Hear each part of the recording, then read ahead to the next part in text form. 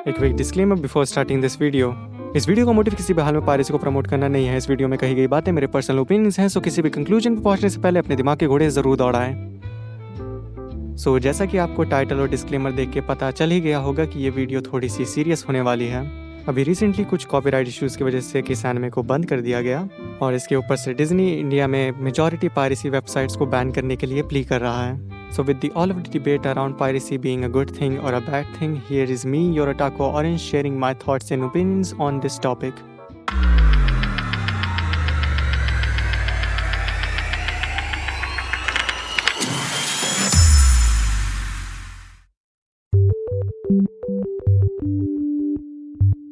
सब कुछ शुरू हुआ किस एनिमे के अनाउंसमेंट से, जहां पर लिखा हुआ था कि Our beta server has been taken down. This could lead to the closure of the website. We will make more announcements after we have the decision. और इस अनाउंसमेंट के कुछ ही घंटों के बाद उनके डिस्कॉर्ड सर्वर पे एक और अनाउंसमेंट होता है जिसमें लिखा हुआ होता है कि All files are taken down by copyright owners. Kiss manga and Kiss anime will be closed forever. Thank you for all of your supports. और हाँ, ये उनकी ऑफिशियल अनाउंसमेंट है, तो मेरी इंग्लिश को जज मत करना।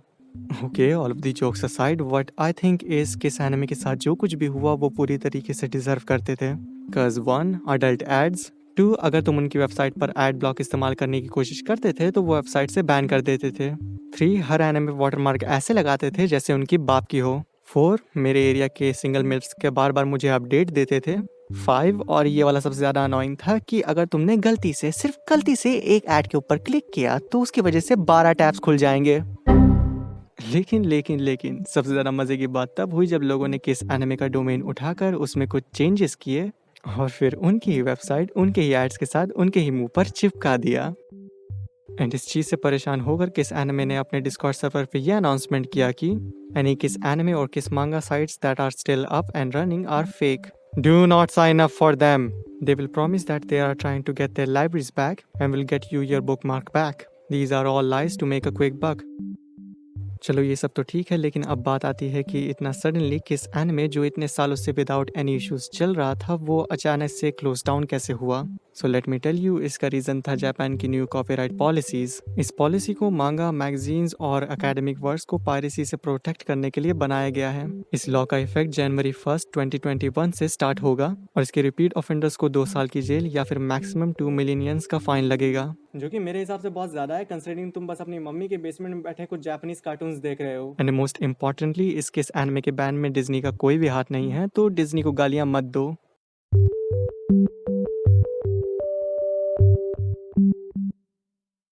सो 27 of July Delhi high court ने डिज्नी का एक प्ली एक्सेप्ट किया जो कि 118 पायरेटेड वेबसाइट्स को इंडिया में बैन करने के लिए था।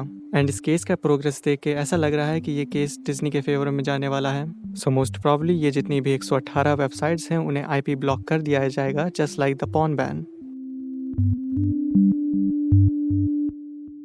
Over the past years of using internet मुझे ये बात पता चल गई है कि पायरेसी वो गरीबी है जो मिटाने से भी नहीं मिटती, और ये बात डिज्नी को भी समझनी चाहिए कि the way you beat piracy isn't by suing और making laws, it's by making what's being pirated cheap and easy to gate.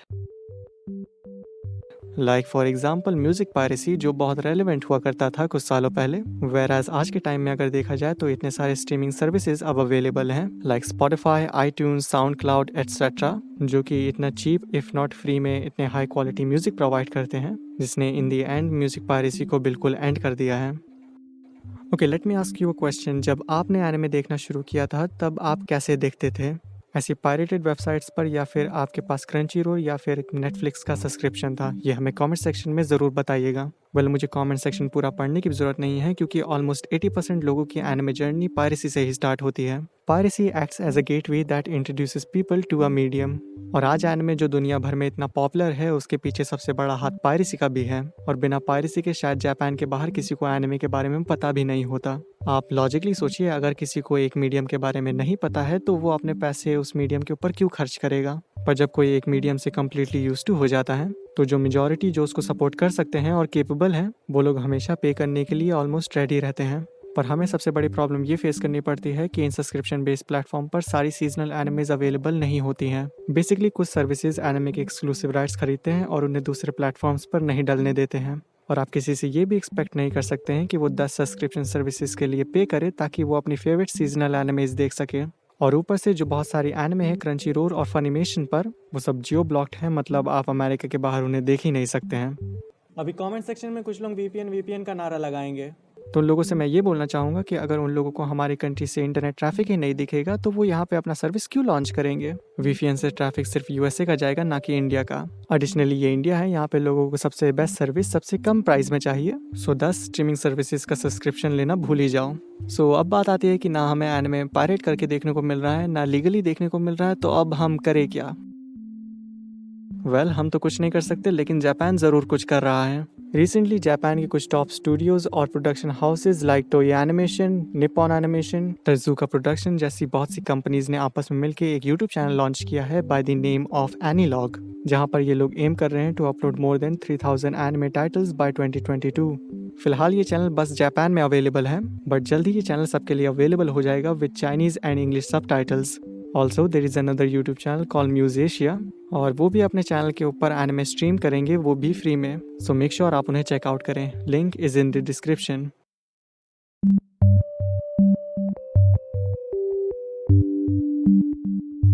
Overall piracy एक बुरी चीज़ है, and at the end of the day ये बात तुम्हें भी पता है और मुझे भी कि उन एनिमे फ्रेम्स के पीछे कितने सालों की मेहनत और टैलेंट होता है, और इस टैलेंट को फ्री में देखना मॉरली और एथिकली रॉन्ग होगा। सो अगर आप एनिमे इंडस्ट्री को किसी भी वे में सपोर्ट कर सकते हैं, like buying merch, manga, light novels, Blu rays etcetera, then ज़रूर करें। तब तक के लिए मैं चला।